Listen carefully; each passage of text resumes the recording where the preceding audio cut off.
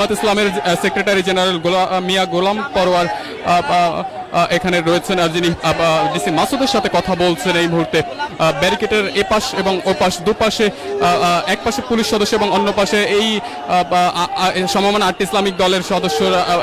নেতাকর্মীরা কিন্তু রয়েছেন।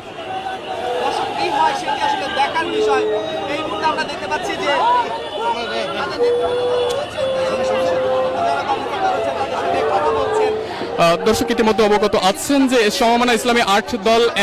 এক হয়ে তারা এই স্মারকলিপি দেওয়ার উদ্দেশ্যে মূলত প্রধান উপদেষ্টার বাসভবন তথা যমুনা অভিমুখে রওনা হয়েছেন পল্টন মোড় থেকে, যেখানে তারা কিছুটা সময় ধরে সমাবেশ করে বক্তব্য প্রদান করেছেন এবং সেই বক্তব্য প্রদান শেষে তারা মিছিল নিয়ে বের হন এবং মিছিল নিয়ে তারা ঠিক এই মুহূর্তে মৎস্য ভবনের সামনে অবস্থান করছেন, যেখানে আমরা দেখতে পাচ্ছি পুলিশ সদস্যদের পক্ষ থেকে তাদের ব্যারিকেড দিয়ে কিন্তু সড়ক বন্ধ করে দেওয়া হয়েছে, অর্থাৎ তাদের যে মিছিলটি সেটি আটকে দেওয়া হয়েছে।